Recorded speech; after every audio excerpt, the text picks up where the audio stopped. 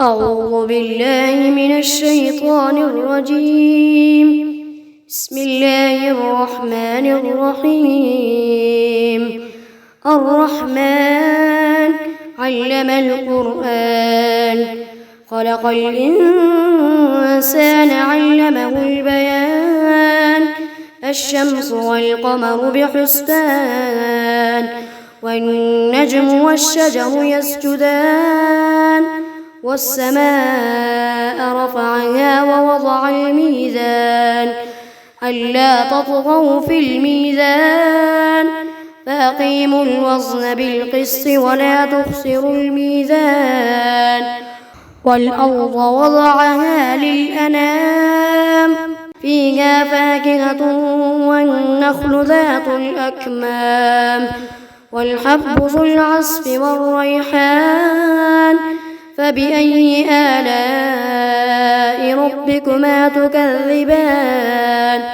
خلق الإنسان من صلصال كالفخار، وخلق الجان من مارج من نار.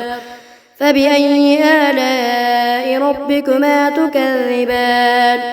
رب المشرقين ورب المغربين. فبأي آلاء ربكما تكذبان؟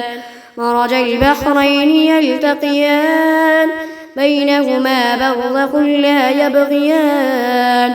فبأي آلاء ربكما تكذبان؟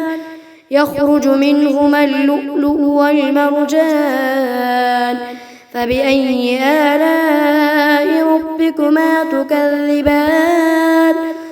وله الجوار المنشآت في البحر كالأعلام. فبأي آلاء ربكما تكذبان؟ كل من عليها فان، ويبقى وجه ربك ذو الجلال والإكرام. فبأي آلاء ربكما تكذبان؟ يسأله من في السماوات والأرض، كل يوم هو في شأن. فبأي آلاء ربكما تكذبان؟ سنفرغ لكم أيها الثقلان.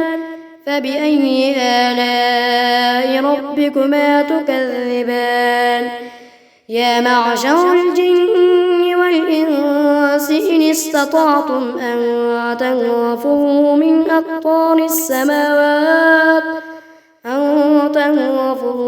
أقطار السماوات والأرض فانفذوا، لا تنفذون إلا بسلطان. فبأي آلاء ربكما تكذبان؟ يرسل عليكما شواظ من نار ونحاس فلا تنتصران. فبأي آلاء ربكما تكذبان؟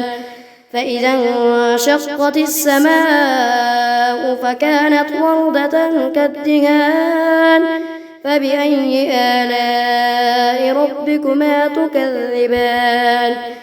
فيومئذ لا يسأل عن ذنبه إنس ولا جان. فبأي آلاء ربكما تكذبان؟ يعرف المجرمون بسيماهم فيؤخذ بالنواصي والأقدام. فبأي آلاء ربكما تكذبان؟ هذه جهنم التي يكذب بها المجرمون، يطوفون بينها وبين حميم آن. فبأي آلاء ربكما تكذبان؟ ولمن خاف مقام ربه جنتان. فبأي آلاء ربكما تكذبان؟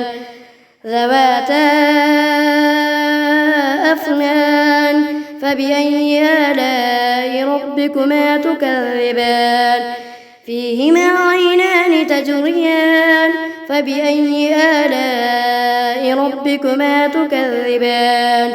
فيهما من كل فاكهة زوجان فبأي آلاء ربكما تكذبان متكئين على فرش بطائنها من استبرق وجنى الجنتين دان فبأي آلاء ربكما تكذبان فيهن قاصرات الطرف لم يطمثهن إنس قبلهم ولا جان فبأي آلاء ربكما تكذبان كأنهن الياقوت والمرجان فبأي آلاء ربكما تكذبان هل جزاء الإحسان إلا الإحسان فبأي آلاء ربكما تكذبان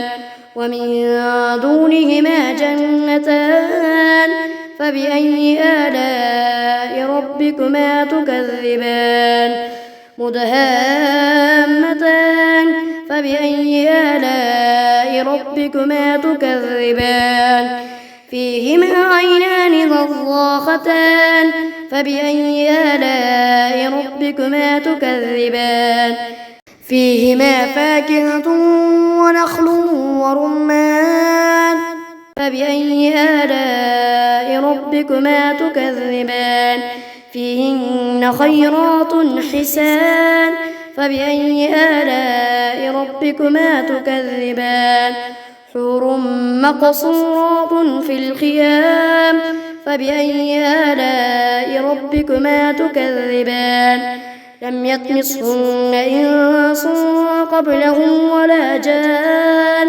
فبأي آلاء ربكما تكذبان متكئين على رفرف خضر وعبقري حسان فبأي آلاء ربكما تكذبان تبارك اسم ربك ذي الجلال والإكرام.